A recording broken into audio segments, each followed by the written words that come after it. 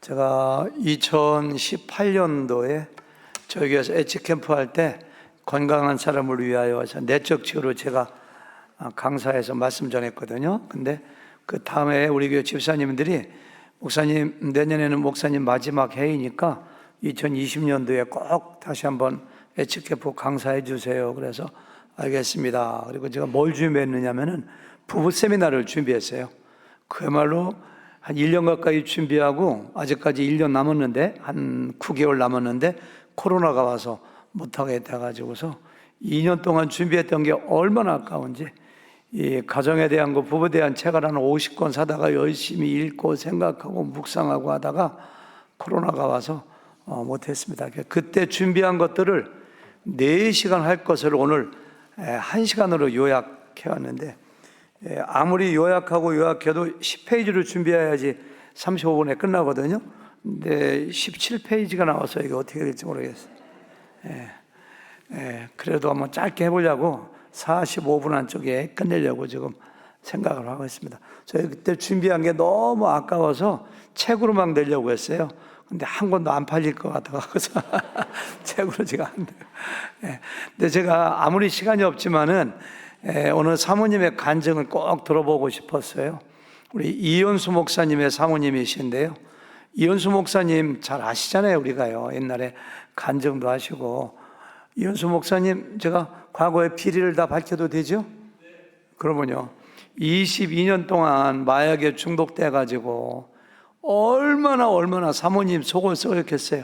22년 동안 마약 중독돼서 있는 돈 없는 돈 다 갖다 버리고 할 때는 어떤 아내가 거기 붙어 있겠어요. 근데 사모님은 끝까지 붙어 있었어. 우리 교회 처음 나오셔서 그렇게 또 금실이 좋아 보이시고, 그리고 또 얼마 있다 이렇게 또 건강이 상하셨잖아요.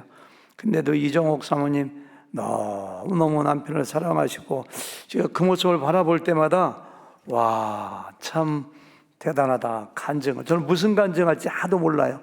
근데 갑자기 제가 생각이 나서 남편이 이렇게 속썩이는데도 불구하고 어떻게 남편을 존경하고 순종하고 사랑하는지 그것만 10분 동안 좀 간증해 주셔야 하니까 두 말도 안 하고 알겠습니다 이렇게 하시더라고요. 원래 돈악가게 하시기 때문에 새벽에 일찍 나가셔야 되는데 설교 끝나고 부탁할까 하다가 빨리 간증하시고 가셔야 되니까 이종옥 사모님을 앞으로 모시겠습니다. 박수로 환영하시기 감사합니다.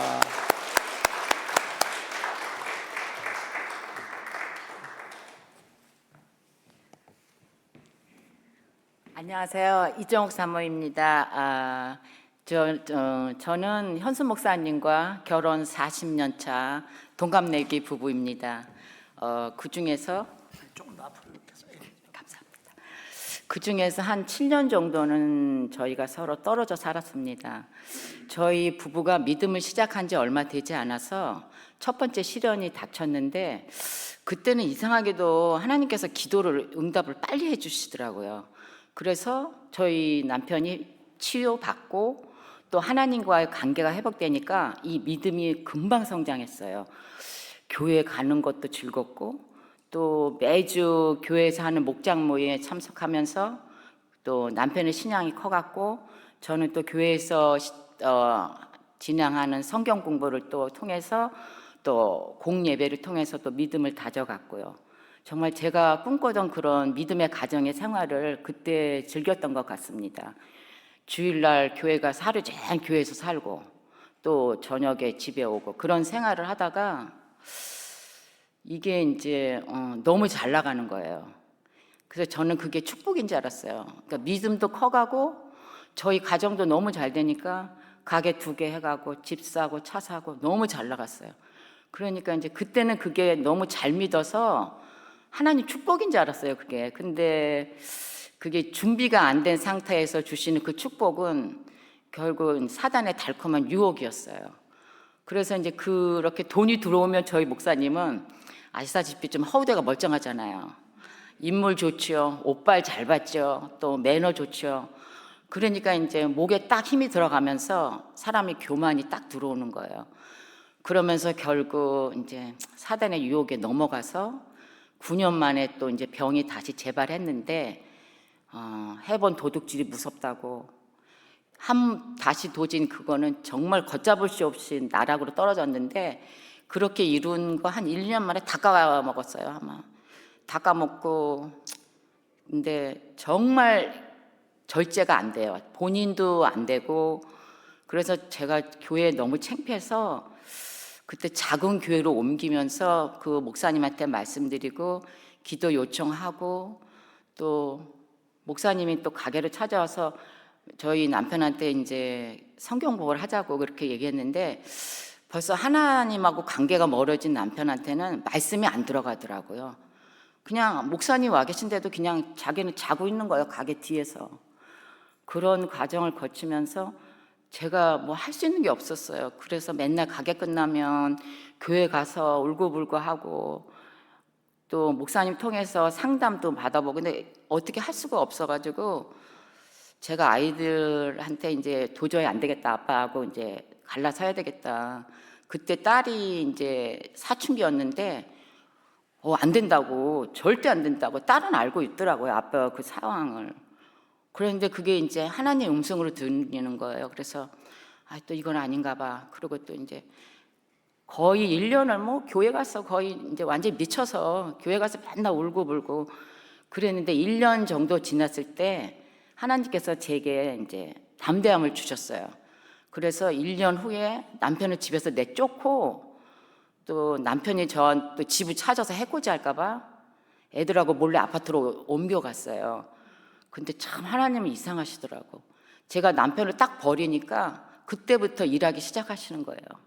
그래서 남편 다시 회복시키시고, 이제 LA 나눔으로 가셔서 거기서 나눔 선교에서 간사로 일하면 또 신학 공부도 하게 하시고, 그렇게 7년을 서로 이제 떨어져 살았는데, 저는 7년 동안 아이들하고 이제 살면서 교회 공예배 또 성경 공부 계속 꾸준하게 해가면서, 지금 돌이켜보면 하나님께서 그때 서로를 위해서 준비시키지 않았나.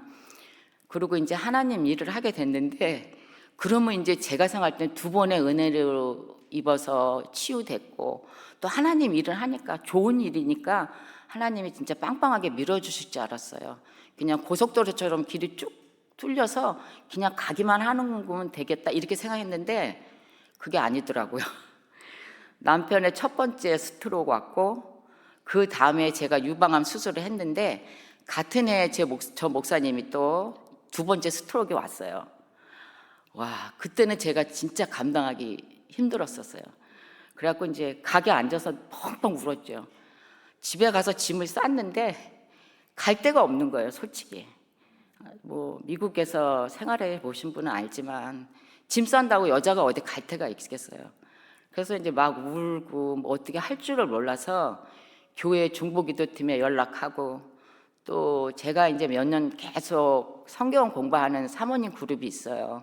거기에 이제 사모님한테 연락해서 또 같이 붙잡고 울고, 그렇게 이제 지나왔는데, 참 뭐라 그럴까, 하나님은 제가 견디다 못해서 가게에서 앉아서 막 울고 그러면 저희 자녀들이나 또 믿음의 이렇게 친구들 통해서 위로하시는 거예요. 또 그래서 그 고비를 넘기게 하고, 그래서 제가 참 아버지 참 병 주고 약 주고 참 이렇게 한꺼번에 다 주시면 저 곤란합니다 이러면서 진짜 울고 불고, 그렇게 이렇게 3년 이렇게 지금까지 버티고 왔어요.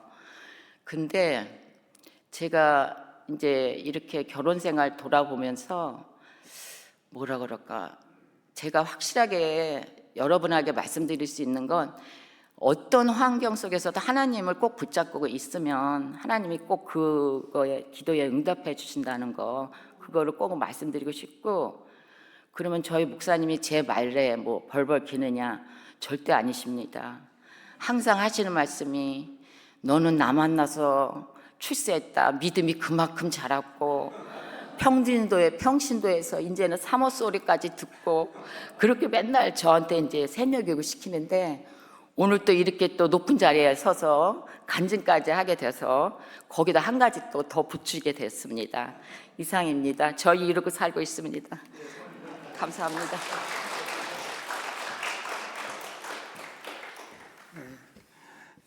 제가 정말 궁금했던 것은 젊었을 때 남편의 사랑을 많이 받으면 그거에 대한 보답으로 이렇게 남편 잘해주잖아요. 근데 뭐 옛날 마약을 하기 전에는 잘했다고 자기 말로 얘기는 하시더라고. 근데 잘 안 믿어져요, 그것도. 그런데 이렇게 남편이 마약을 한 지가 22년 됐고 모든 재산 다 날렸고 너무 간단하게 해주셨는데 얼마나 속을 썩였겠어요. 그 중독되면 죽기 전에는 잘 해결이 안 된다고 하잖아요. 그 남편이 22년 동안 속 썩였지. 괜찮다 싶으니까 또 2번이나 스트로크 맞아서 이렇게 했지. 그런데도 불구하고 사모님의 얼굴을 항상 웃음기가 충만하시고 늘 밝으시고 남편 이렇게 늘 사랑하시는 표정이 있는데 어떻게 그렇게 남편을 사랑할 수가 있었나요? 속 썩인 남편을 어떻게 그렇게 사랑할 수 있는지 그것 좀. 저는 남편을 사랑한 게 아니고요. 하나님을 사랑해요. 지금 다 들어요, 남편이. 예, 괜찮아요? 저는 그냥 하나님 말씀을 잘 듣는 하나님 딸이에요. 왼수를 사랑하라 그랬잖아요. 왼수를 사랑. 그래서 그 왼수를 지금 사랑하고 있어요. 예, 아유, 예, 그러세요. 아유, 너무 감사합니다. 너무 은혜가 됐습니다. 감사합니다.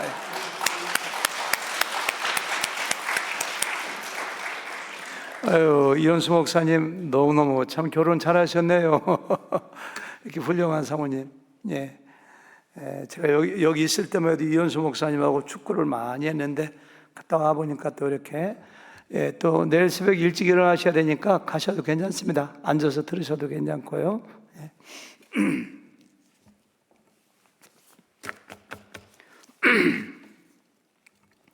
어떻게 여러분들의 결혼 생활은 안녕하신가요?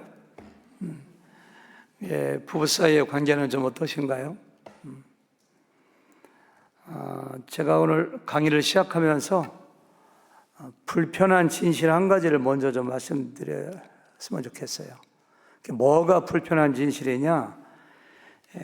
사랑해서 결혼하는 사람은 세상에 아무도 없다. 이것이 제가 이 부부관계를 오랫동안 연구하면서 어떤 책에서 본 건 아니에요. 근데 제가 깨달은 게 그거예요. 자기 배우자, 자기의 아내, 남편을 위해서 결혼하는 것이 아니라 자기 자신을 위해서 결혼하는 거예요. 물어보면 그러지. 아내 사랑해서, 남편 사랑해서 결혼했습니다. 물어봐요 또. 왜 그분하고 결혼했나요? 그러면은 얼마나 이쁘고 아름다웠는데요. 성격이 얼마나 좋았는데요. 네, 대학도 존대 나오고 직장도 좋고 능력도 있잖아요. 저를 얼마나 사랑해 주시는데요. 집안도 좋고 또 직업이 의사잖아요. 외롭지 않으려고요. 이 사람과 결혼하면 제가 행복할 것 같아요. 마음이 얼마나 착한데요. 선 볼 때 입고 나온 옷에 제가 얼마나 끌렸는데요. 키가 훤출하고 눈이 부리부리하잖아요. 제 아내가 저한테 그랬잖아요. 여기 나온 대답을 공통점이 한 가지가 있는데 전부 다가 자기 중심적이라는 거예요. 자기 중심적. 저 사람과 결혼하면 내가 잘 될 것 같고 내가 행복할 것 같고 내가 외롭지 않을 것 같고 나한테 잘해줄 것 같고 그래서 결혼했다는 거예요. 자기 중심적이에요. 어떤 사람은 또 이렇게 얘기해요. 왜 결혼했어요? 우리가 그냥 둘이 결혼할 때 얼마나 서로 뜨겁게 사랑했는지 몰라요. 저희들은 그냥 만나자마자 서로가 사랑에 빠져가지고서요 하루라도 안 보면 견딜 수가 없었고요. 우리는 연애하는 동안에 구름 위를 둥둥둥 떠다니는 것처럼 행복했고 황홀했어요. 그 결혼했어요. 맞아요. 대부분의 사람들은 사랑에 깊이 빠지는 경험을 통해서 결혼 속으로 들어가요. 남녀 간의 사랑은 감정 몰입 현상 가운데서 일어나요. 아침에 눈 뜨면 그 사람 생각나고 낮에 학교 가서 공부할 때도 칠판에 그 사람 얼굴이 어른거리게 성적은 떨어져. 그리고 그 사람은 단점이 없는 것 같고 잘 때도 그 사람을 생각하면서 잠자고 그 사람은 누가 조금만 단점 잡으면 아니라고 얘기하고 싶고 그 사랑은 영원히 이어질 것만 같고 생각만 해도 막 가슴이 뛰고 여러분들 그 결혼 초에라든가 연애할 때 주고받은 편지 제가 샌안토니오 가서 어떤 집사님 결혼하고서 2년 동안 떨어져 있었는데 이만한 박스로 사진 그 편지가 까뜩이더라고요. 제가 갖고 오라고 했더니 갖고 왔더라고. 그거 읽어보니까 구름에 둥둥둥 떠다니더라고요. 아주 그냥 그 편지를 한 10통 정도 제가 읽어보고서 굉장히 웃었는데, 그게 사랑에 빠지는 거예요. 그냥 그 사람과 함께라면 지옥에 가도 행복할 것 같아. 근데 대단히 죄송하지만 성경에서는 그런 사랑을 사랑이라고 하지 않아요. 남녀 간의 사랑을 헬라어로 에로스라고 하는데, 에로스. 우리말로다가는 뭐라고 할까? 로맨스라고 할까요? 아니면 종이에 불 붙이면 확 타고 없어지는 것처럼 무슨 불꽃 같은 사랑이라고 할까요? 근데 성경에는요, 그 친구 간의 사랑, 필레오도 나오고, 부모 자식 간의 사랑, 형제 간의 사랑, 스톨게도 나오고, 하나님의 사랑, 아가페도 나오지만, 에로스라는 단어는 신약 성경에 한 번도 안 나와요. 하나님께서 보시기에 남녀 간의 사랑은 사랑이 아니라는 거예요. 로맨스, 에로스가 사랑이 아닌 세 가지 이유. 첫 번째는요, 팩트에 기초하고 있지 않아요. 사랑은 인격과 인격이 만나서 이루어지는 거거든요. 내 학벌이 좋아서요, 직업이 좋아서요, 너무 멋있어가지고 나를 잘해줘가지고 옷이 어때, 이런 것들은 그 사람의 인격도 아니고 본질도 아니고 허상입니다. 허상. 그림자를 보고 사랑하는 거예요. 그래서 그 허상이 사라지면 사랑도 사라져요. 그냥 불꽃 확 타고. 게리 체프만이 쓴 5가지 사랑의 언어라는 책에 보니까 그분이 어디서 조사했는지 모르지만 그런 불꽃 같은 사랑은 평균 지속 기간이 2년이라고 해요. 2년. 저 2년도 길다고 봐요. 한 6개월이면 없어지지 뭐. 나경원 장님은 몇 년 갔어요? 지금까지 이어져요? 네? 두 번째, 이 에로스라는 사랑, 로맨스는요, 감정이요, 감정. 세상에서 못 믿을 게 감정이거든. 내 감정도 얼마나 수시로 변하는데. 수시로 선보고 오는 사람이 있어요. 그래서 야, 그만하면 됐지 왜 결혼 안 해? 이렇게 물어보면 힐링이 오야지 결혼하지. 힐링 느낌, 끌리는 게 있어야지 결혼하지. 그럼 끌리는 게 없으면 또 이혼도 할래? 저 속으로 물어보고 싶은 게 감정이요, 감정. 진정한 사랑은 내 아내를 사랑하라, 내 원수를 사랑하라. 사랑이 안 가는데도 힐링이 아니요, 사랑이 안 가는데도 불구하고 전 인격적으로 내 의지를 가지고 내 지성을 가지고 팩트에 기반하여 그 사람을 사랑하는 것이 사랑인데, 감정이 사라지면 그냥 사랑도 없어지는 거죠. 감정이 사라지면은 남는 것은 눈이 확 녹아버리면 그냥 진흙 같은 안 좋은 거 나오는 것처럼, 감정이 사라지면은 콩깍지, 사랑의 콩깍지가 떨어져 나가면은 안 좋은 것만, 실망만 남는 거예요. 허전한 것만 남는 거예요. 어느 유행가 가사대로 결혼은 사랑의 무덤이 돼가지고, 결혼하자마자 어떤 사람은 한 2주, 어떤 사람은 1달, 어떤 사람은 2달 있다 보니까 그냥 그렇게 매력이라고 생각하고 행복하고 영원히 사랑하며 살 것처럼 생각했었는데, 정말 메마른 가지만 남아가지고 힘들고 실망하고 어떻게 할 것인가 막 결단해야 되고 싸우고, 가정이 전쟁터로 바뀌고 영원히 사랑할 것만 같은 사람들이 왼수로 바뀌고, 이게 결혼 생활이 이제 힘들어지는 거예요. 세 번째는 로맨스, 에로스가 진정한 사랑이 아닌 것이 아까 처음에 얘기한 대로 이기적인 사랑이에요. 자기 중심적인 사랑이에요.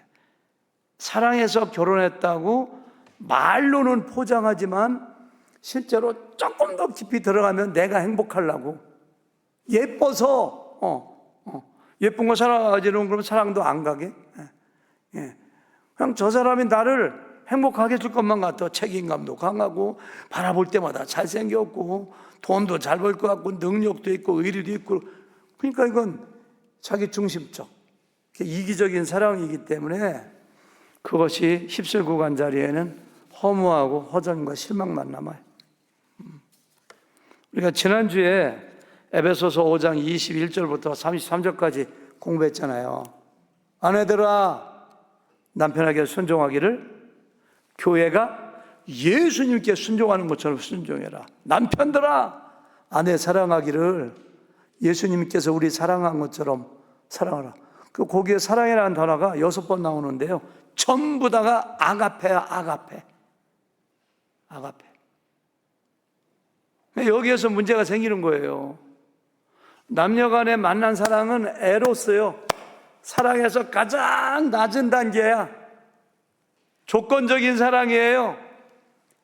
내가 이익이 될 것 같으니까 사랑하는 거야, 다. 근데 하나님께서 여기 말씀하시는 것은 뭐냐면은 조건 없이 예수님께서 우리 사랑하신 것처럼 하나님이 세상을 이처럼 사랑하사 할 때 그런 사랑으로 우리가 아직 원수 되었을 때, 우리가 아직 연약할 때, 우리가 죄인 되었을 때, 연약하다는 것은 스스로 구원 얻을 능력이 없는 아주 무기력한 상태, 무능해 우리는. 그런 사람을 사랑해 줬는데 그런 사랑으로 아내를 사랑하고 남편을 사랑하라는 거예요. 아가페적인 사랑은 신적인 사랑이거든요.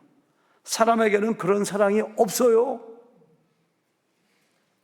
하나님만 가지고 있는 사랑이야. 그러니까 이 갭을 어떻게 할 거예요? 현실에서는 조건적인 사랑, 에로스, 이기적인, 자기 중심적인 끌리는 것 때문에, 그것 때문에 만나서 결혼을 했는데, 에베소 5장에서는 아가페적인 사랑, 하나님만이 가지고 있는 사랑, 무조건 되고 하는 사랑, 그런 사랑으로 사랑하라니 이 어마어마한 갭을 어떻게 할 거냐고요. 갭을. 결혼 생활이 실패하고 어렵고 갈등하고 힘든 이유가 거기서 나와요. 사람에게는 아가페적인 사랑이 없는데 하나님은 그런 사랑으로 사랑을 해요. 이종옥 사모님 지금 가셨지만 아까 끄트머리 제가 나와서 인터뷰했잖아요. 제가 감동받아 그런 거예요. 그런 남편을 어떻게 사랑했느냐고. 평생 동안 속썩이 남편. 집 두 채 있고 자동차 있는 거 1년 만에 다 날려버리고. 여러분 마약에 중독된 사람들이 얼마나 소울석 이런 거 여러분들 잘 모를 거예요. 얼마나 그런 진짜 왼수 중에 왼수 같은, 이현수 목사님 갔으니까 얘기지만 진짜 왼수 중에 왼수 같은 남편을 나이 먹고 더군다나 그냥 이제 스트로크까지 중풍까지 2번 말아가고 걷지도 못하는데 교회 올 때 보면 그냥 천사의 얼굴을 하고 그냥 웃으면서 오시는 뭐 어떻게 저렇게 속썩인 남편 그냥 구박할 때인데 자랑할까? 아까 제가 인터뷰할 때 물어봐. 어떻게 그런 웬만한 여자 같으면 그냥 아유 쌤통이다 그래 그렇게 속썩이더냐 그냥 구박하고 밥도 안 주고 그냥 막 나가라고 하고 할지도 모르는데 왜 이렇게 그러니까 그랬잖아요. 하나님이 왼수 사랑을 하였잖아요. 하나님을 사랑하기 때문에 사랑한다. 그래서 제가 지난주에 결론이 그거예요. 어떻게 에로스의 사랑을 아가페의 사랑으로 승화시킬 수 있느냐 할 때 지난번에 술 취하지 말라 이는 방탕한 것이니 성령의 충만함을 받아라. 피차 경외하고 피차 존경하고 피차 순종하기를 먼저 하라. 그런 다음에 부부간제 얘기했거든요. 그래서 성령 충만하면 된다는 거예요. 성령 충만은 성령의 지배를 받는 거예요. 성령이 하라면 하는 거예요. 그러니까 지금 이종옥 사모님은 저는 그렇게 알아들었어요. 내가 하나님이 사랑하라니까 사랑하죠. 그 수준까지 간 걸 저는 그 한마디에 딱 가서 내가 은혜가 돼서 그렇게 한 거예요. 제가 진짜 궁금한 건 그거였었거든요. 왼수 같은 남편, 평생 내 인생을 망친 것 같은 남편, 허대 하나만 멀쩡하지 그렇게 그냥 우리 교회 성도들 다 알아요. 왜냐하면 마약 사역했었거든요. 그런 간증도 여러 번 하고 옛날에 그런 남편을 어떻게 이렇게 사랑하느냐고. 어떻게 옛날에 바람 한번 피웠어도 나이 들면 두고두고 끄집어내면서 구박하는데 어떻게 사랑하느냐고. 지금 물어보니까 성령 충만이네요. 성령 충만. 성화. 내가 성숙해서 예수님 닮아서 그 수준까지 되면은 사랑할 수가 있어. 주님께서 그거 우리 지난주에 제가 말씀드린 거거든요. 이제 한 가지 물어봐야 돼요. 하나님, 그러면 성령 충만하지 않으면 가정생활, 결혼생활, 부부생활을 잘 할 수 없는 건가요? 혹시 제가 조금 강의가 조금 길어지면 구자원 목사님 기도에 생략하시고 각자 기도라고 합시다. 제가 시간이 너무 쫓기다 보니까 말도 너무 빨리 하게 되고. 구자원 목사님 허락해 주실래요? 예.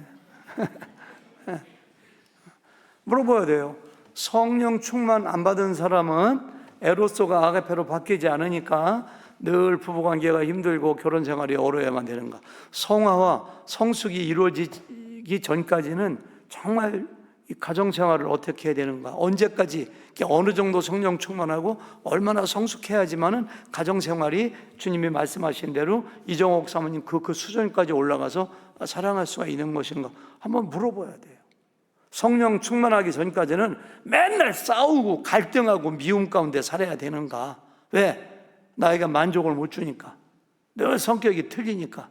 물어봐야 돼요.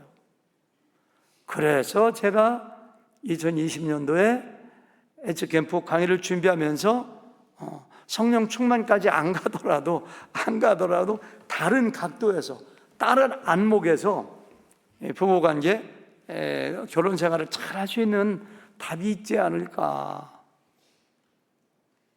어떻게 해야 될 것인가? 꼭 성령 충만을 통해서만이 해야 됩니까? 그거 아니고 다른 방법은 없습니까? 제가 이게 하나님께 여쭤본 것이고요. 그거에 대한 답을 찾아서 그거 오늘 강의하려고 해요. 짧은 시간 동안에. 여기까지가 에츠캠프만 1시간, 첫째 시간 할 거였었어요. 그걸 제가 10분 동안에 끝내네. 제가 그 답을 이야기하기 전에 제가 샌안토니에서 목회할 때 어느 여 집사님의 예화지만 먼저 드릴게요. 제가 있는 동안에 그 집사님의 남편이 돌아가셨어요.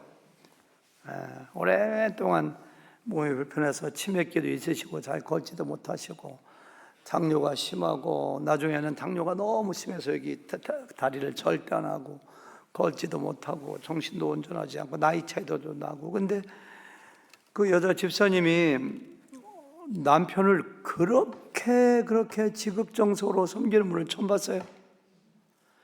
집에 있을 때도 갓 태어난 어린아기를 돌보는 것처럼 밤에도 가서 돌보고 낮에도 돌보고 그냥 지극정성, 옆에서 보기에 감동이 돼요. 나중에 다리를 절단한다면은 너서리에 이런 그 요양시설에 이번에는 거기도 제일 비싼데 그냥 3,000불, 4,000불짜리 가면 안 좋잖아요. 그냥 정확히 모르지만 7,000불, 8,000불, 10,000불짜리 내려갔다가 거기다 넣어주시고, 그리고 아침 10시면 출근을 해. 거기는 워낙에 비싼 데를 안 가도 돼요. 근데 가가지고 팬티 러닝센스까지 다리 위로 다려가지고 간대. 우리 남편 팬티 다려서 입어야 된다고 가고. 그래서 그냥 오후 3시, 4시까지 한 6, 7시간 동안 남편 옆에서 붙어져서 간호사가 몸도 다 씻겨주거든요. 근데 우리 남편을 왜 간호사가 씻겨줘? 내가 씻겨줘야지.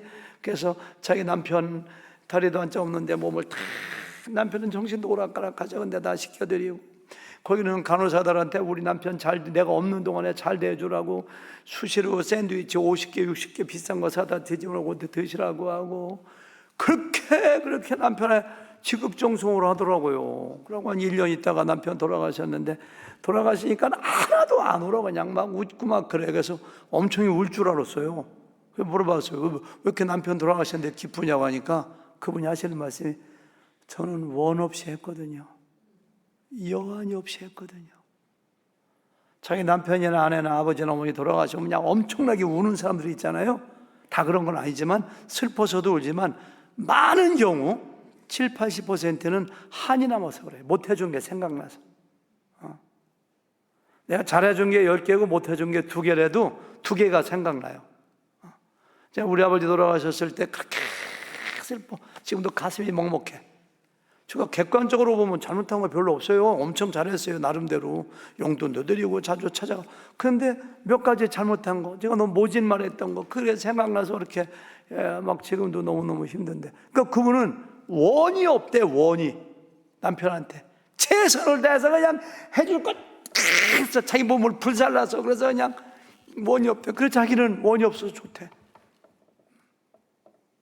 내가 어려운 거 물어봤어요. 집사님은 남편에 대한 사랑, 그분이 그렇다고 뭐 누구처럼 막 성령 충만하고 열심히고 성화가 그냥 우리 같은 보통 사람들이야. 그분도 성화가 잘 이루어져서 성령 충만해서 남편한테 그렇게 한 것 같지는 않아요. 그래서 제가 물어봤어요. 저는 집사님처럼 이렇게 남편애가 잘하는 분 생전 처음 봤습니다. 비결이 뭔가 좀 알려주세요. 거침없이 하는 말이, 제가 20살 때 우리 남편을 LA에서 만났는데, 물론 남편이 미국 분입니다. 백인 만났는데요, 미국 남자들은 아내한테 무지무지하게 잘합니다.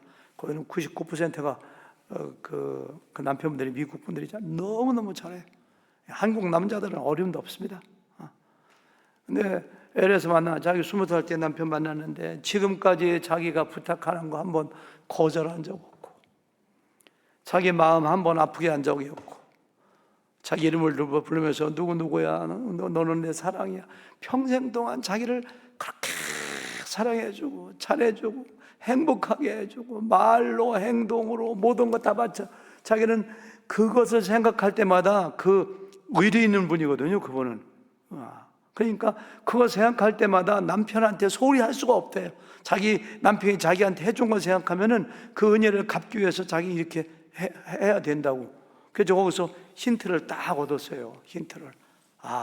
그렇구나. 꼭 성령 충만, 주님을 닮은 완벽한 성화의 단계까지 가지 않더라도 행복한 부부 생활을 이끌어갈 수 있는, 아가페와 같은 사랑을 이끌어갈 수 있는 방법이 또 하나가 있구나. 그것이 바로 뭐냐면은 결혼에 대한, 상대방에 대한 관점과 태도를 바꾸는 거예요. 태도. 결혼 전에 연애할 때 에로스적인 사랑, 로맨스에 빠질 때는 자기 중심적으로, 이기적으로 내가 행복하려고, 외롭지 않으려고, 저 남자 저 여자하고 결혼하면 그냥 너무너무 천국에 사는 건 행복, 그렇게 결혼하지만 결혼식을 올리는 순간 관점과 태도를 바꿀 기회가 없는 것도 아닙니다. 주례할 때 주례자가 꼭 묻잖아요. 누구누구 자매님, 그대는 누구누구 형제가 아프거나 병이 들거나 뭐하거나 끝까지 사랑하고 뭐하고, 예, 아멘 뭐 하잖아요. 선서하잖아요. 그렇게.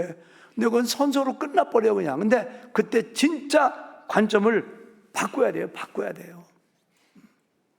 결혼할 때까지는 로맨스로, 에로스로 왔지만 결혼하는 순간은 그 환상에서 벗어나서 이제는 내가 받는 사랑이 아니라 주는 사랑을 해야 되겠구나.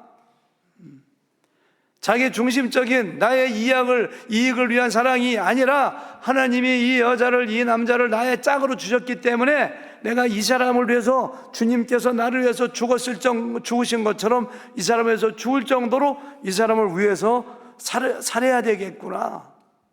이기적인 사랑은 나만 고통스럽게 하는 것이 아니라 상대방도 고통스럽게 하고, 이기적인 사랑은 가정을 파멸시키고 결혼생활을 파탄시키기 때문에 지금부터는 정말로 내가 배우자를 통해서 행복과 기쁨을 얻으려고 하지 않고 내가 희생하고 내가 먼저 주는 사람, 마치 과일나무 하나를 심는 심정으로 열매를 맺기 위해서 배우자를 먼저 행복하게 해줘야 되겠구나.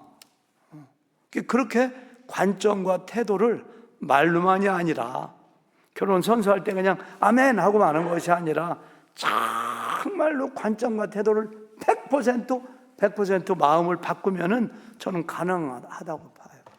저는 아까 그 여자 집사님의 남편이, 그분 건강하고 정신이 온전할 때 교제를 많이 못 해봐서 어떤 분인지는 모르지만 저는 그분의 성품이었을 거라고 생각해요. 믿음이 좋았다기보다는 내 성품이 아주 그냥 내 아내는 내가 책임져야 돼. 아내는 내가 사랑해야 돼. 그 아내인들 왜 단점이 없고 결점이 없었겠어요?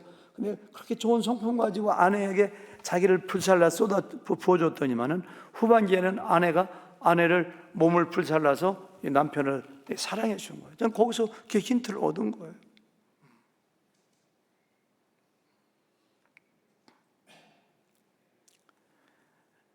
이것이 성경적인가 이렇게 물어봐야 되잖아요. 성경적이더라고요. 산상수훈에서 예수님께서 이런 말씀하세요. 그러므로 무엇이든지 남에게 대접을 받고자 하는 대로 우리의 이기적인 마음을 인정하셨어요. 너희들 대접받고 싶지? 누구한테 사랑받고 싶지? 누구한테 인정받고 싶지? 존중받고 싶지? 그러므로 무엇이든지 남에게 대접을 받고자 하는 대로 너희도 남을 대접하라. 이것이 율법이요 선지자니라. 하나님이 가르쳐 주시는 핵심이 먼저 사랑하고 먼저 섬기고 먼저 행복하게 해주고 그러는 거예요. 그러면 그것이 나에게 온다는 거예요. 그러므로 너희가 남에게 대접을 받고자 하는 마음이 있지? 하나님께서 부정하지 않아요. 이런 의미에서 먼저 사랑하고 먼저 섬기는 것은 투자의 원리입니다. 투자의 원리. 목사님, 아가페는요, 뭘 바라고 하는 것이 아니라 그냥 무조건 내고 사랑하는 게 아가페 사랑이지, 하나님이 우리한테 뭘 바라고 하셨습니까? 맞아요. 아가페는 바라고 하는 게 조건 없이 사랑하는 거예요. 근데 주님께서 다른 데 또 너희가 대접을 받고자, 사랑받고 싶지? 행복하고 싶지? 그럼 먼저 사랑해. 이렇게 했어요. 이렇게. 하나님께서 우리가 연약한 거 알아요. 얼마나 이기적인 거 알아요. 대접받고 싶지? 그럼 네가 먼저 사랑해. 성경에 이런 말씀이 많이 나와요. 사도행전 20장 35절 주 예수께서 친히 말씀하신 바 주는 것이 받는 것보다 복이 있다. 왜 주는 게 받는 것보다 복이 있는지 여러 가지로 말할 수 있겠죠. 주는 사람이 더 성숙하니까, 또 주님을 닮았으니까 여러 가지로 얘기할 수 있지만 그 중에 한 가지, 주면은 내가 먼저 투자하기 때문에 투자는 내가 투자한 금액에 30배, 60배, 100배의 결실을 거두는 거거든요. 씨앗을 왜 뿌려요? 수십 배의 수확을 거두기 위해서. 그냥 사랑을 먼저 심으면은 수많은 열매를 맺어서 돌아오기 때문에 주는 게 받는 자보다 복이 있는 거고요. 누가복음 6장 38절 주라. 그리하면 너희에게 줄 것이니 곧 후히 데워 누르고 흔들어 넘치도록 하여 너희에게 안겨주리라. 그 다음 보세요. 너희가 헤아리는 그 헤아림으로 너희도 헤아려. 너희가 이것저것 계산하고 따지고 이기적인 사랑하면은 그 헤아리는 계산하는 것으로 그만큼 받아. 그래서 조건 따지지 말고 무조건 대고 심어. 갖다가 투자해. 먼저 사랑해. 먼저 섬겨. 후히, 사중 강조해요. 후히, 대어, 누르고, 흔들어, 넘치도록. 아까 그 얘기한 그 여자 집사님의 얘기. 그 한마음 침략교회 가면 차정순 집사님 얘기인데요. 그분 이야기처럼 먼저 주니까, 남편이 먼저 주니까 몇 배로 갚았어요. 몇 배로. 아내가 만약에 그냥 다리도 절단하고 마음도 온전치 않고 불편한데 아내가 내 방tel 쓰면 얼마나 비참한 인생을 보냈겠어요. 근데 그거 이상으로 몇 배 받는 거예요.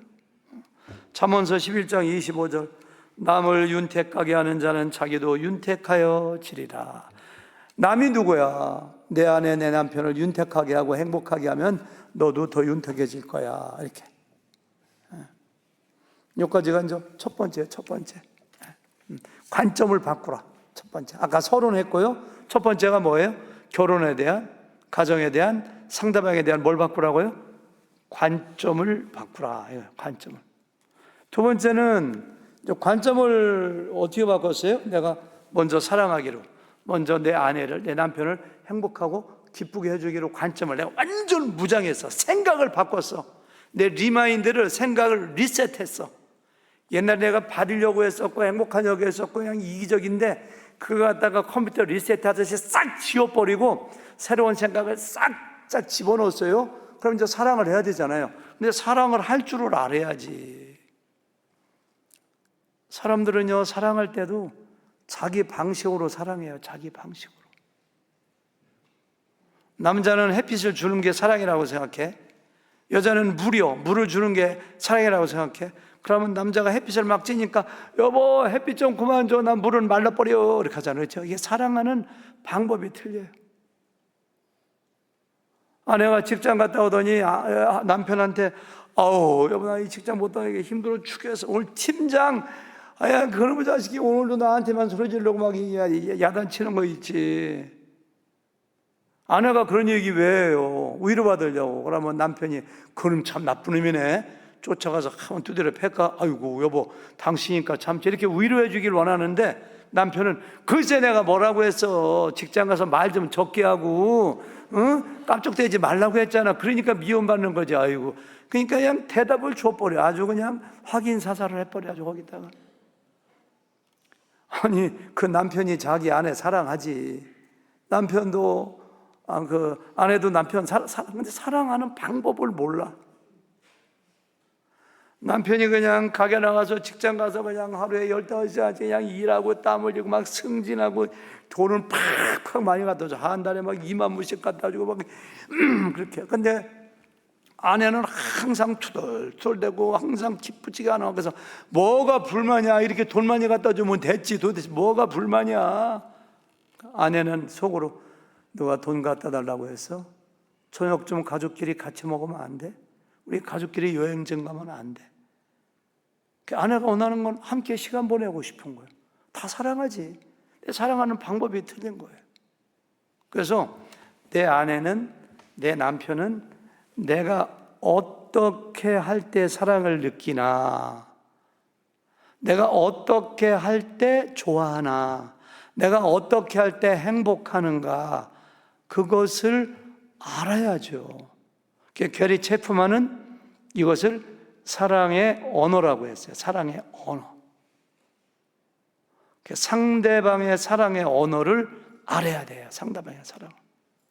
아주 쉬운 말로 하면은 내 아내는, 내 남편은 내가 어떻게 해주면 좋아하는가, 어떠한 니드가 있는가, 어떠한 욕구가 있는가, 어떻게 하면 행복해 하는가, 그걸 알고 해줘야지.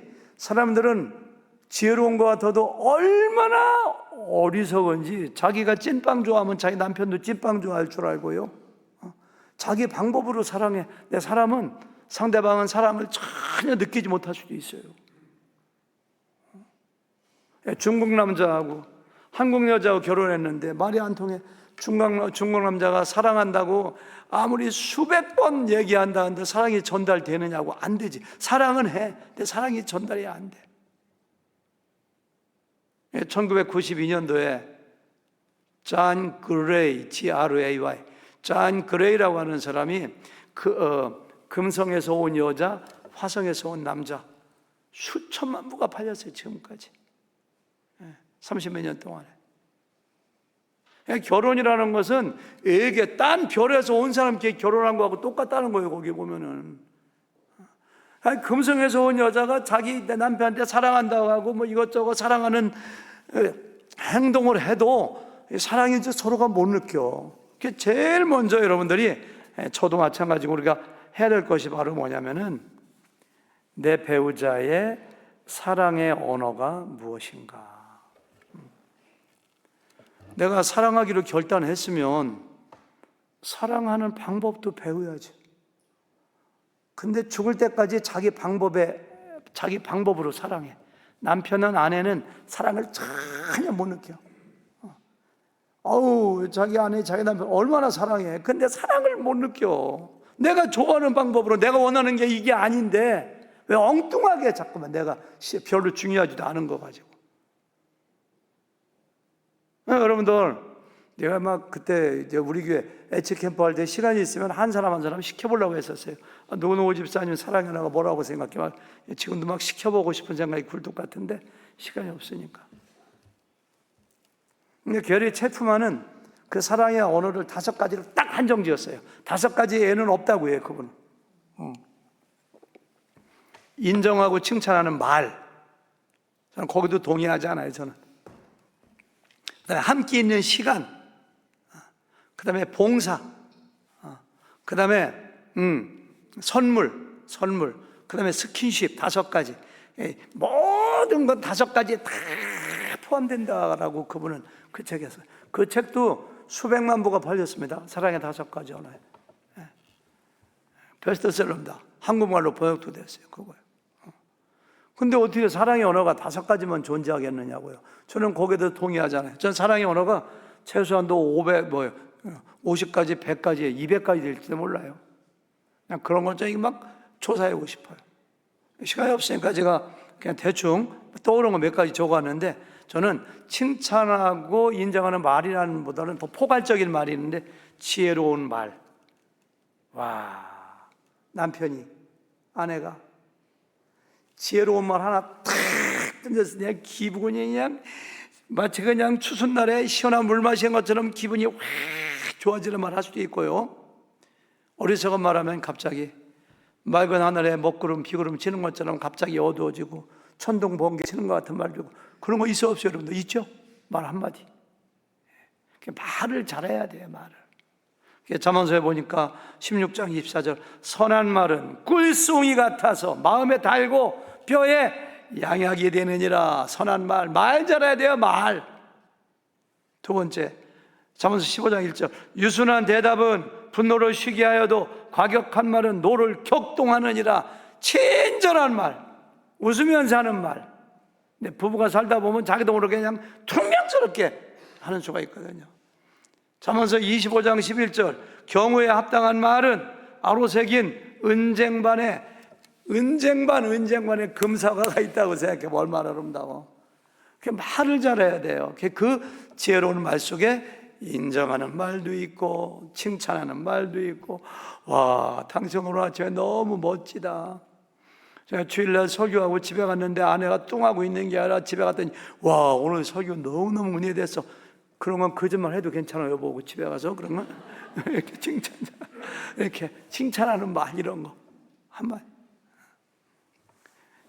친절한 말, 위로와 격려의 말, 기뻐하는 말, 공감하는 말, 아우 정말 힘들었겠네, 이렇게 존중해주는 말, 감사하는 말, 좋은 말이 얼마나 많아. 그런 말을 하는 것이. 그래서 제1 사랑의 언어가 말인 사람들도 있어요. 그럼 말만 잘 들어주면 좋아. 두 번째는요, 게리 체프만 이런 거 얘기 안 했어. 저는 이거 꼭 쓰고 싶어. 두 번째로 썼어요. 동일한 취미를 갖는 거. 취미가 같으면요, 함께 있는 시간이 좋아. 할 말도 굉장히 많아요. 할 말도. 그냥 남편과 아내가 취미 한 가지만 같아도 부부생활에 저는 40%는 성공했다고 생각해요. 우리 교회 애치캠프 할 때 이름은 얘기 안 할게요. 플로리다에서 오신 목사님이 계셨는데, 그 목사님이 저한테 그러더라고요. 자기 그 아내가 낚시를 그렇게 좋아한대. 낚시를. 주일 예배 끝나면 월요일 날 되면 거의 4주 중에서 3번, 4번은 낚시하러 간대. 교인들하고. 플로리다 올랜도 사시니까 낚시하러 간대. 자기는 낚시 왜 하는지 모른대요. 그래서 자기 아내가 제일 좋아하는 게, 자기 낚시 갈 때 따라가가지고 뒤에서 이것저것 막 미끼 끼워주고 생선 빼주고 심부름하면 그렇게 행복해한대. 같은 취미 가지고 아내의 취미, 남편의 취미에 따라가서 같이 가는 거. 바둑이 됐건 골프가 됐건 탁구가 됐건 배드민턴이 됐건 그림 그리기가 됐건 산책이 됐건 바둑이 됐건 텃밭 가꾸기가 됐건 정원 가꾸기가 됐건 뭐든지 동일한 취미를 가지고 인생을 같이 가. 한국 가니까 제 친구들 중에서 아주 그냥 은퇴하고서 그냥 텃밭을 한 200평, 500평 사가지고 둘이 가꾸는데 전념하는 친구들 행복하게 잘 살더라고요. 취미 같이 가는 것도 굉장히. 세 번째는 기념일 기억하고 챙겨주기. 이것이 제 사랑의 언어인 사람이 만약에 생일을 빼먹고 그냥 갔다, 결혼 기념일을 축하를 그냥 갔다, 야단 납니다. 이혼하느니 뭐니 큰일 납니다. 제 처조카, 그러니까 제 아내의 여동생의 아들이 작년이래 보죠. 6월 달에 결혼했는데, 결혼하기 20일 전에 제 처조카가 남자의 그 부인 대례가 생일이었대요. 근데 깜빡 잊고 생일 축하를 안 해줬대요. 아마 그 처조카 며느리는 제 사랑의 언어가 그런 거 기념일 기억해 주는 건가 봐요.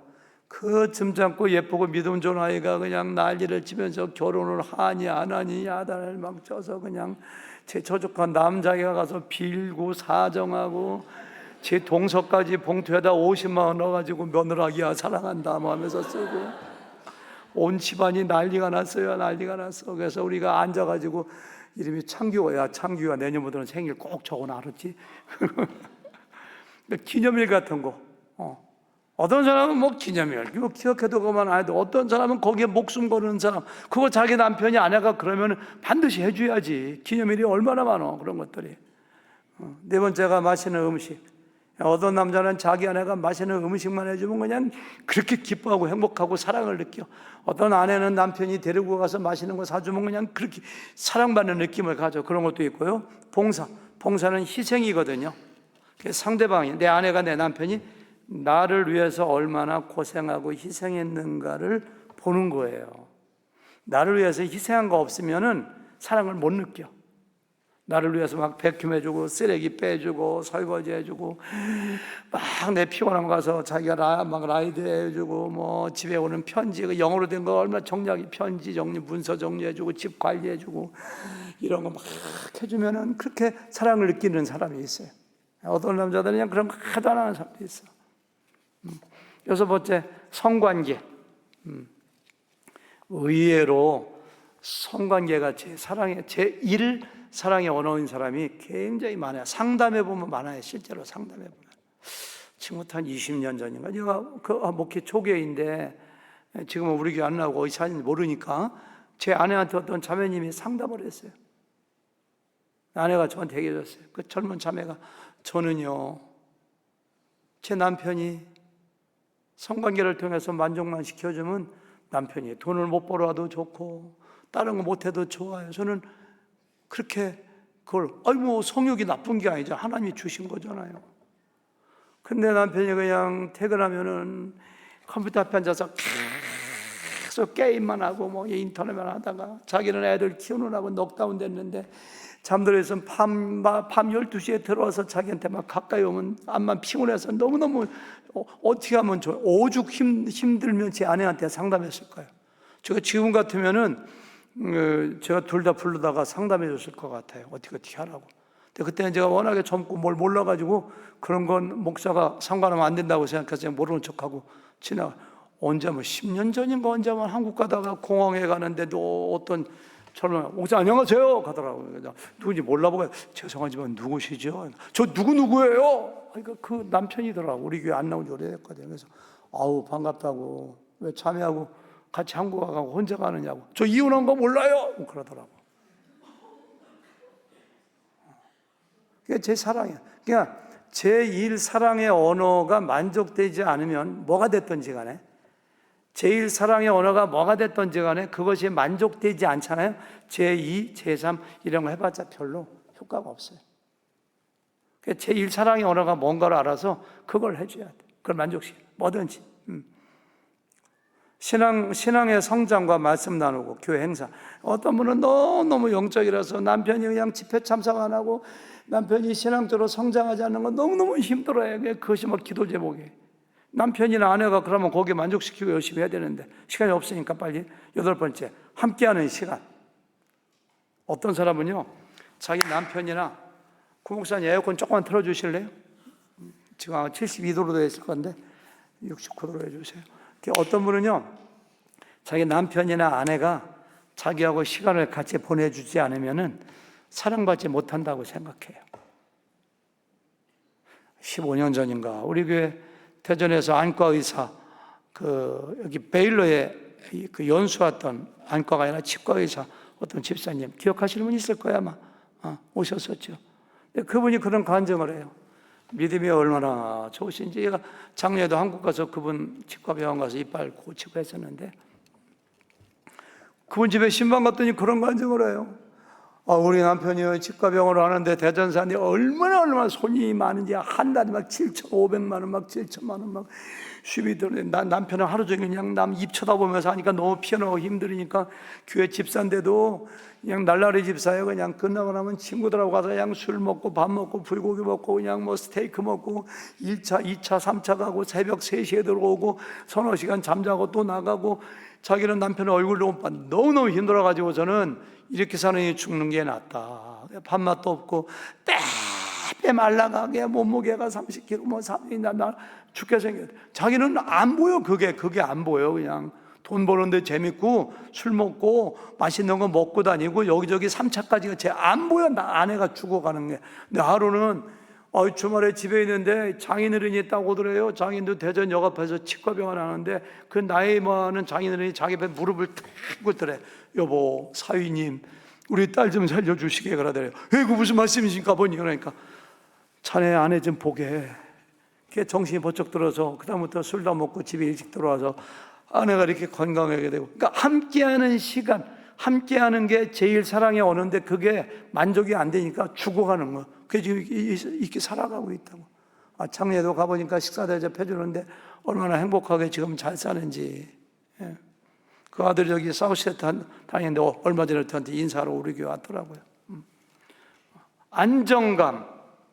예, 어떤 아내, 어떤 남편은 모험하는 거 싫어. 막 사업 투자, 그냥 경제적으로, 직업적으로 안정된 걸 좋아하는 내 남편이 그러면 힘들어요. 대화. 어떤 사람은 과묵한 거 좋아하지만 어떤 사람은 그냥 계속 얘기해야 돼. 자기가 얘기할 때 남편이 잘 들어줄 때 행복해. 아내가 얘기하면 잘 들어줘야 돼요.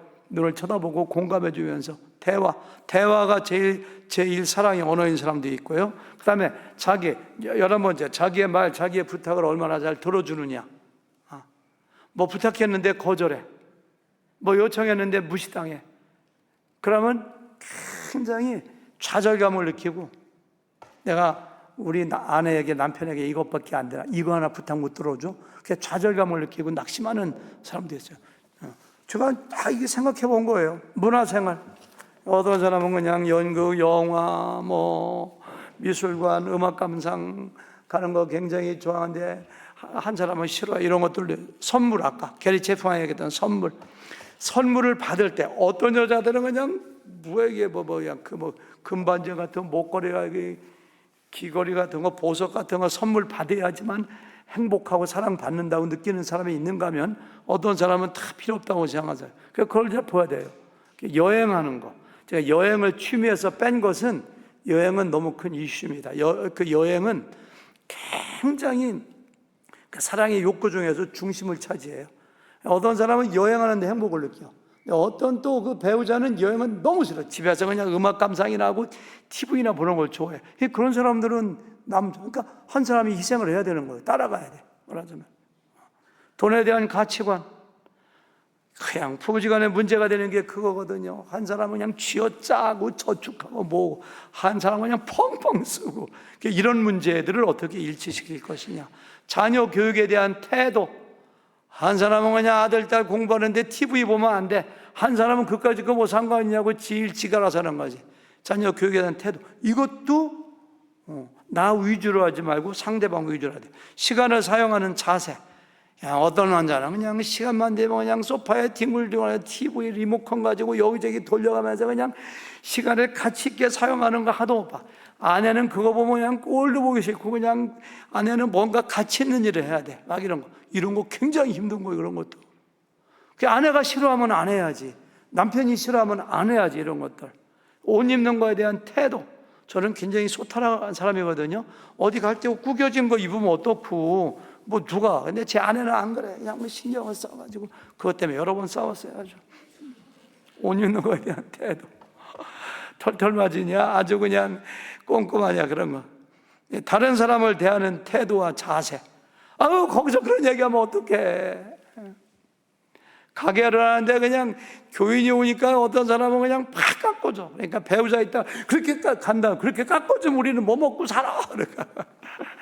어떤 분이 그냥 도넛 가게를 하는데 그냥 손님이 줄 서 있는데 그냥 손님들하고 계속 얘기해. 그러니까 또 한 사람은 아니 지금 그렇게 하면 언제 줄 서 있는 것 좀 보라고 하니까 한 사람 한 사람 친교하고 다 고객 만나러 대화를 해야지. 어차피 안 가 저 사람들 그거 가지고 또 대판 싸워. 이렇게 사람을 대하는 태도에 대한 것도 사랑의 언어가 될 수가 있고요. 스킨십, 성관계하고 틀려 이것은. 스킨십이라는 건 뭐 손잡고 허그하고 키스하고 잘 때 팔 베겨주고 그렇게 해야지만 사랑받는다고 느끼는. 제가 20가지 얘기했는데요. 끝도 없어요. 끝도 없어. 예, 세 번째 조금만 더 할게요. 세 번째. 자, 이렇게 상대방 그 사랑의 언어가 수없이 많다면은 내 아내는 내 남편은 어떠한 사랑의 언어를 가지고 있는가를 알아야 돼요. 아마 여러분들 몰라도 내 남편, 내 아내가 사랑의 언어가 무엇인지 아는 사람 그렇게 많지 않을 거예요. 이거 연구해야 돼요. 이거 관찰해야 돼요. 이거요. 대충 그냥 경험으로 아는 거 아닙니다. 이거. 마치 동물원의 호랑이 사육사가 저 호랑이는 어떤 고기를 좋아하고 목욕하는 걸 좋아하고 햇빛을 좋아하고 다 관찰해서 적어가지고 닭고기를 줄 것이냐 소고기 줄 것이냐 그 좋아하는 거 하는 것처럼 내 아내 내 남편이 어떻게 줄 때 좋아하고 이걸 연구하고 해야 돼요. 자, 베드로전서 3장 7절 남편들아 이와 같이 지식을 따라 너희 아내와 동거하고 지식을 따라 카타 그노시스 카타 뭐뭐에 따라 이해를 따라 지식을 따라 통찰력을 따라 내 아내가 뭘 좋아하고 뭘 싫어하고 그런 걸 좀 잘 연구하고 관찰해서 그 결과에 따라서 아내하고 결혼 생활을 해야 돼. 근데 그 연구하는 사람이 어디 있어? 전부 다 자기 중심이지. 배우자의 사랑을 아는 방법 5가지 제목만 얘기할게요. 먼저 자기가 자기를 몰라요. 먼저 자기의 사랑의 언어가 무엇인지를 알아요. 저는 제 사랑의 언어가 무엇인지는 확실히 알아요. 저는 1등, 2등, 3등 알아요. 그런 것처럼 여러분들도 여러분의 사랑의 언어가 무엇인가를 자기를 한번 연구해 보세요. 왜? 그걸 내 아내에게 남편에게 이야기해 주기 위해서. 먼저 자기의 사랑의 언어를 무엇인가 연구하고 관찰하고 내가 아내가 어떻게 해줄 때 이렇게 좋지? 이렇게 행복하지? 그걸 자기가 알아야 돼요. 두 번째는 대화를 통해서 충분히 나눠야 돼요. 대화를 통해서 어떻게 하면 행복해요. 세 번째는 일상생활에 관찰을 통해서 이렇게 알아야 돼요. 대화뿐만이 아니라 관찰을 통해서 왜 이렇게 아내하고 남편 이렇게 여행 갈 때 행복하지? 왜 이렇게 선물을 받으면 행복하지? 와 이렇게 맛있는 음식을 주면 행복하지?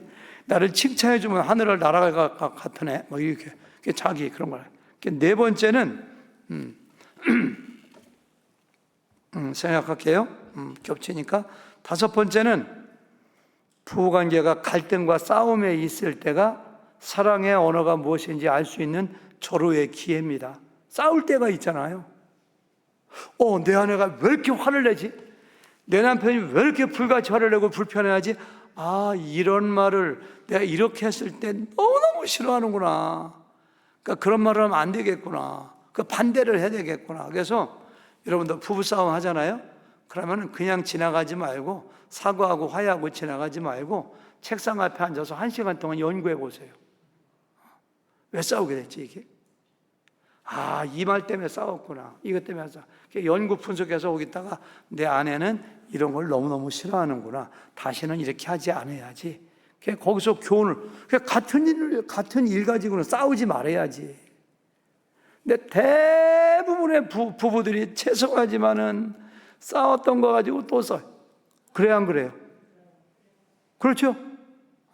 10년 전에 싸웠던 거 5년 전에 싸웠고 어제도 싸웠고 오늘도 또 싸워. 그거 가지고 왜 그런지 아세요? 자기 거 포기하지 않으니까. 자기 거 포기하잖아요. 사람은 망각의 존재예요. 자기 에고가 너무너무 강해. 자기 거 포기하지 않아 그냥. 그걸 버려야 돼. 서도월이 난 날마다 죽는다고 했고 내가 죽어야지 되죠. 말하자면. 마지막 제가 이거 발견하고 놀랐습니다. 제가 발견했는데 찾아보니까 추정한 학자도 있더라고요. 저는 1대5의 법칙이라고 했는데 그 사람은 5대1의 법칙이라고 했더라고. 와, 저는 정말 이분 거 보고 하는 게 아니라 제가 오랫동안 연구하다 발견하거든. 뭐냐면은 배우자가 좋아하는 거, 배우자의 사랑의 언어를 내가 5가지를 했어. 5가지를. 사내에 내 아내가 좋아하는 거 이것도 해주고 이것도 해주고 칭찬대 막 5가지 했는데, 한 가지 아내의 마음에 상처 주면 5가지 기쁘게 해준 게 다 없는 게 돼버려요. 그래서 내가 1대5의 법칙이라고. 근데 제가 이렇게 이것저것 쳐다보니까요, 존 거트맨, 존 GOTTMAN, 존 거트맨이라는 사람이 이런 주장을 했더라고요. 건강한 부부가 부정적 상호작용 한 번, 상처 주는 부정적 상호작용 한 번 하면 긍정적 상호작용 최소 5번이 필요하다, 이런 말을 했고요. 쉽게 말하면 5번 잘한 거 한 번 잘못하면 다 까먹는다는 거예요. 그분은 이걸 5대1의 법칙이라고 하고 영어로는 magic ratio라고 이렇게 했더라고요. 그러니까 잘해주는 거, 아내 남편 기쁘게 해주는 거, 사랑의 언어를 해주는 것도 중요하지만 그보다 더 중요한 것이 뭐예요? 아내나 남편 상처 주지 않아야 돼요. 상처 주지. 10번 잘하면 뭐해? 한 번 상처 주면 다 까먹어. 잘해준 거 생각 안 나. 한 번 상처 준 것만 분하고 억울해 그냥. 실제 있었던 것은 아닌데요. 그냥 예를 들어 볼게요. 내가 옛날에 우리 교회 목회할 때 실제 있었던 거 아니에요. 어떤 우리 교회 목사님이 있는데 너무 어려워서 제가 너무 잘해주고, 어떨 때 명절 때 때로는 내가 용돈도 주고 아이들 용돈도 주고 잘해주고, 그러고 그냥 우리 교회 막 풀타임도 막 되게 해주고 영조권도 내주고 어디 내가 목회자도 소개시켜주고 갈 때도 그냥 안 보내고 성도도 헌금하자고 해서 헌금도 두둑히 막 해주고 가서도 막 코치해주고 막 했는데, 어디서 어떤 소문 들었는지 그 나에 대한 섭섭한 얘기 듣고 인연을 싹 끊어버려. 나는 그 사람한테 10번을 잘했는데 뭐 한 가지 잘못된 정보, 내가 설령 잘못했다 하더라도 한 가지 듣고 나하고 처리를 싹 해버려. 그런 사람 없어요. 근데 이제 예를 드는 거예요. 실제 있을 수가 있어요. 그럼 얼마든지. 이게 사람이에요, 사람. 여러분도 그런 거 많죠? 내가 얼마나 잘해줬는데, 세상에. 내 부부지간도 마찬가지예요. 잘해준 게 그냥 5번, 이게 뭐 5대1이 아니라 10대1이에요, 10대1. 그렇게 잘해줬는데 세상에 한 번 조금 섭섭하게 했다고 해가지고 아주 평생 안 볼 사람처럼 상대도 안 하고 다 끊어버리고 왼수같이 돼. 왜 그런지 아세요? 심리학자들은 이걸 갖다가 부정성 편향이라고 해요. 부정성 편향.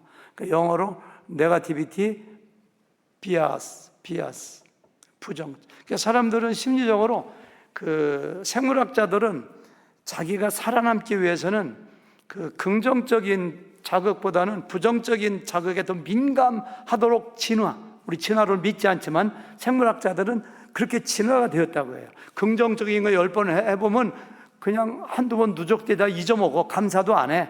근데 부정적인 건 내 눈에 흙이 들어가기 전까지는 그거 못 잊어 이렇게 나간다고. 네. 저는 그걸 어떻게, 사람은 죄성을 가진 존재이기 때문에 감사는 물에 흘려버려. 잘해준 건 잊어버려. 얼마나 잘해줬는데 내가 그 기억도 안 해. 한 가지 뭔지 모르지만 가지고서 나를 쳐다보지도 않아. 부부지간에도 얼마든지 이게 적용될 수가 있다는 거예요. 결론입니다. 다시 한 번 말씀드릴게요. 꼭 기억하세요. 관점을 바꿔야 되고요. 투자하는 마음으로, 나무를 심는 마음으로, 내가 먼저 사랑하고 내 남편, 내 아내 행복하게 해주면 30배, 60배가 돼서 나한테 돌아와요. 투자하는 마음으로 먼저 사랑하기로 관점을 바꾸고요. 두 번째로다가는 내 아내, 남편의 사랑의 언어가 무엇인지를 찾아서 발견해야 되고요. 그리고 그래서 계속해서 투자를 해야 돼. 우리 마음 속에는요, 그 자동 계산기가 다 있어요. 그래서 아내가 나한테 한번 잘해주면 플러스 1점, 다섯 번째 플러스 5가 올라가. 여기 어카운트가 있어. 은행 사랑의 어카운트가 가슴에 있어서 내가 의식하지 않아도 다 계산이 돼 있어. 저절로 다 있어. 그래서 다섯 번 잘해줬다가 한 번 상처 주면 다 까먹어. 제로 됐다가 또 한 번 상처 주면 마이너스 5점이 됐다가 또 한 번 마이너스 10점 됐다가 마이너스 50 정도가 되면은 사느니 못 사느니 더 이상 꼴도 보기 싫다고 얘기하고 왼수 덩어리라고 얘기하고 막 밸런스가 50, 100 쌓여가고 아까 그 차정순 집사는 밸런스가 한 1000 정도는 쌓인 것 같아 막 이렇게. 그래서 여러분들 내 아내의 내 남편의 가슴 속에 있는 사랑의 어카운트에는 얼마가 저축되어 있는 걸 한번 좀 계산 좀 해보세요.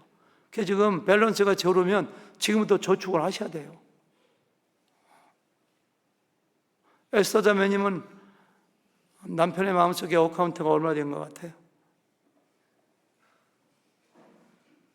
안 알려줄래요? 예? 빵점만 아니면 돼요? 그렇죠? 그래서 늘 생각해야 돼요. 내 남편, 내 아내의 가슴 속에 내가 사랑을 얼마나 저축했는가, 몇 점 정도 남아있을까? 그게 제로이거나 마이너스로 가면은 다 삐그덕대고 늘 힘들어. 그게 저축한다는 마음으로 지금부터. 한 가지 잘하면 1점 올라가. 그냥 상처 주지 마셔. 금방 떨어져, 그거. 5대1의 법칙. 저는 한 10대1 정도 하고 싶어요. 정말 상처 주지 말고. 싫어하는 거, 가장 싫어하는 게 뭔가도 알아야 돼. 싫어하는 거 반복하지 마세요. 그러니까 절대로 기억하고서. 아멘? 네. 제가 여기까지 오늘 하도록 하겠습니다. 시간이 너무 많이 갔는데 오늘은 여러분들 이렇게 음악 틀어주시면은 각자 기도하고 이렇게 들어가셨으면 좋겠습니다. 그래도 괜찮으시죠? 예. 그래요. 제가 기도하겠습니다. 제가 기도 끝나면 음악 틀어주시고요. 각자 기도하는 시간 갖도록 하겠습니다. 예. 하나님 아버지 감사합니다. 부족한 종이 하나님께서 주신 지혜를 가지고 하나님 말씀을 가지고 우리가 100% 성화가 온전히 이루어지지 않는다 할지라도 성령 충만이 좀 부족하다 할지라도 먼저 사랑하고 먼저 섬기고 나 자신을 포기하고 사랑을 주기로 결단한 마음으로 시작할 때 부부관계가 아가페로 이어진다는 것을 말씀 나누게 하시니 감사합니다. 알기만 하는 자가 아니요 우리에게 모든 성도들이 이 말씀을 가슴에 새겨 정말 부부가 행복하고 사명을 감당하고 서로가 아가페적인 주님께서 에베소서 5장에 말씀하신 주님이 우리를 사랑한처럼 아내를 남편을 사랑하고 순종하는 저희들 되도록 축복하여 주시옵소서. 예수님의 이름으로 기도합니다. 아멘.